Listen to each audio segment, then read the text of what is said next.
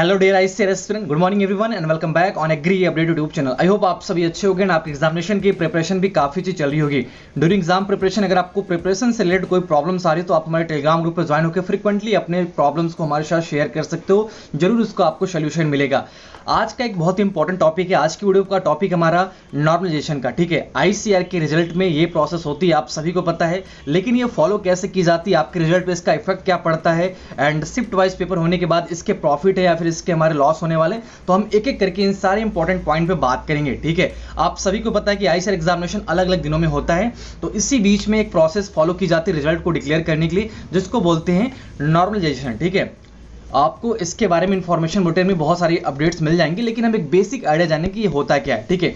एक एक करके हम आपको सारी चीजें बताएंगे। इसके पहले आपको इन्फॉर्मेशन दे दूं कि 19 अगस्त तक आप सभी का आईसीआर एग्जामिनेशन का फॉर्म फिलअप हो रहा है 22 के लिए। तो 22 सेशन के लिए जो भी बच्चे पार्टिसिपेट करना चाहते हैं 19 अगस्त तक फॉर्म फिलअप करने। अभी तक एग्जामिनेशन की डेट क्लियर नहीं है, लेकिन मैंने आपको पहले ही बता दिया है कि 19 अगस्त तक आपका लास्ट डेट है और आपका एग्जाम मिड सितंबर में, यानी कि अप्रॉक्स 15 सितंबर को आपके एग्जामिनेशन लिए जाएंगे आईसीआर यूजी के, एंड जस्ट आफ्टर 1 वीक आपके आईसीआर पीजी के भी एग्जामिनेशन लिए जाएंगे। सिंपल सी बात आप सभी को बता दिया आपने पहले ही। अगर आपको फॉर्म फिलअप करने में कोई प्रॉब्लम आ रही हो तो आप वो चीज हमारी वीडियो के थ्रू, लिंक आपको सारे इंपॉर्टेंट वीडियो का डिस्क्रिप्शन बॉक्स में मिल जाएगा, जाके चेकआउट कर सकते हैं, ठीक है। तो गाइस आज की वीडियो हमारी होने वाली है नॉर्मलाइजेशन प्रोसेस के बारे में। होता क्या ये चीज और कैसे फॉलो की जाती है, आपका प्रॉफिट है कि लॉस है, इन सब के बारे में बात करेंगे। देखिए एनटीए आपका एग्जामिनेशन ले रही है, नेशनल टेस्टिंग एजेंसी, और पिछले 2 सालों से एनटीए ने जितने भी एग्जामिनेशन है जो अलग अलग सब्जेक्ट के लिए एग्जामिनेशन लिए जाते हैं, जैसे कि या फिर जैसे जहां पे मैक्सिमम नंबर ऑफ कैंडिडेट रहते हैं, ठीक है। नॉर्मल बात की जाए आईसीआर के लिए, जेई के लिए, ठीक है। तो यहाँ पे क्या होता है कि अलग अलग दिनों में शिफ्ट वाइज आपके एग्जामिनेशन लिए जाते हैं। बात करें अगर आईसीआर एग्जामिनेशन की, तो आईसीआर का एग्जामिनेशन आपका 3 अलग अलग दिनों में 6 शिफ्ट में लिया जाता है। तो जाहिर सी बात है 6 शिफ्ट में है तो ऐसा तो नहीं कि सारे शिफ्ट का पेपर एक जैसा ही होगा। मान लीजिए जैसे कि आपका एग्जामिनेशन 8, 9, 10 को हुआ, ठीक है। एक सिंपल सा एग्जांपल आपको दे रहा हूं कि आपका एग्जामिनेशन 8, 9 और 10 सितंबर को है, ठीक है। तो 8 को भी आपका मॉर्निंग शिफ्ट होगा और एक इवनिंग शिफ्ट होगा, ठीक है। 2 शिफ्ट होगा। सेम यही प्रोसेस 9 वाले एग्जामिनेशन में भी होगी और 10 वाले एग्जामिनेशन में भी होगी, ठीक है। एक आपका हो गया मॉर्निंग शिफ्ट और एक हो गया आपका इवनिंग शिफ्ट, ठीक है। तो मॉर्निंग शिफ्ट का पेपर जो था इसमें फिजिक्स, केमिस्ट्री, मैथमेटिक्स थे, या फिर आपका फिजिक्स, केमिस्ट्री, बायो है, या फिर एग्रीकल्चर, बायो केमिस्ट्री, या फिर पीसीए, किसी भी सब्जेक्ट ग्रुप से आप एग्जामिनेशन दे रहे हो। तो जाहिर सी बात है कि पीसीएम वाले का जो पेपर होगा वो इवनिंग शिफ्ट के पीसीएम वाले से पेपर डिफरेंट होगा, ठीक है। तो बच्चों के क्वेश्चन आते हैं कि 9 जो पेपर हुआ था उनके पेपर हार्ड थे, ठीक है, एंड जो 8 का पेपर था वो सिंपल था।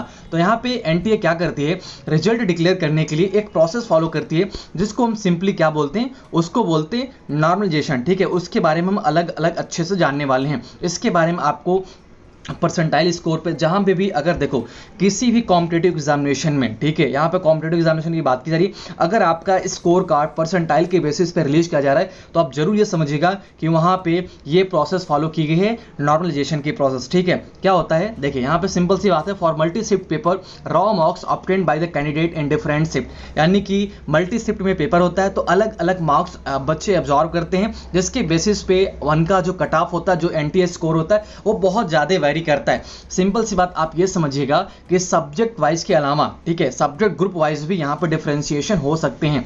आप ये समझिए जैसे कि 9 को पेपर हुआ था फिजिक्स का, केमिस्ट्री का, मैथमेटिक्स का, सेम पेपर 10 को भी हुआ आईसीआर एग्जामिनेशन के लिए। 9 वाले एग्जामिनेशन में क्या हुआ कि फिजिक्स बहुत ही सिंपल आ चुकी, मैथमेटिक्स बहुत ही सिंपल आया। 10 वाले में क्या हुआ, फिजिक्स बहुत ही हार्ड आ गया और केमिस्ट्री बहुत ही सिंपल आ गया और मैथमेटिक्स बहुत ही हार्ड आ गया।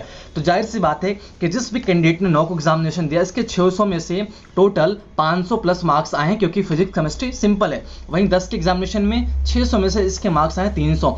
तो जाहिर सी बात है कि यहाँ पे इस बच्चे का लॉस हो रहा है, ठीक है। जो 10 को एग्जामिनेशन दिया है उसका लॉस हो रहा है, एंड जिस बच्चे ने 9 को एग्जामिनेशन दिया था उसका प्रॉफिट हो रहा है, क्योंकि उसका पेपर सिंपल था और उसने अच्छे मार्क्स अचीव किए। तो एनटीए क्या करती है कि अलग अलग शिफ्ट का अलग अलग रिजल्ट डिक्लेयर करती है, और हर एक शिफ्ट का अपना सब्जेक्ट ग्रुप के अकॉर्डिंग एक टॉपर होता है। पीसीएम का अपना एक अलग टॉपर होगा, पीसीबी का अपना एक अलग टॉपर होगा। जैसे कि लास्ट ईयर 600 में से 543 मार्क्स, ठीक है, मैं एक बार आपको डाटा दिखा देता हूँ। 543 मार्क्स का ये बच्चा पीसीबी का टॉपर था, ठीक है। वहीं जो पीसीएम का टॉपर था उनका भी मार्क्स आपका 510 था, जबकि इसकी भी ऑल इंडिया रैंक फर्स्ट थी। देखो मैं फिर से आपको एक्सप्लेन करता हूँ, आई थिंक आप लोग कंफ्यूज आओगे। देखो सिंपल सी बात आप ये समझिएगा कि लास्ट ईयर 2021 की बात की जा रही है, ठीक है। देखो पीसीबी का जो टॉपर था, ठीक है, इसके मार्क्स थे 543 के आसपास, और इसके मार्क्स से जो पीसीएम का था, ठीक है, जो पीसीएम का था इसका 510 था। लास्ट ईयर इसका एग्जामिनेशन 7 सितंबर को आता और इनका 9 सितंबर को आता।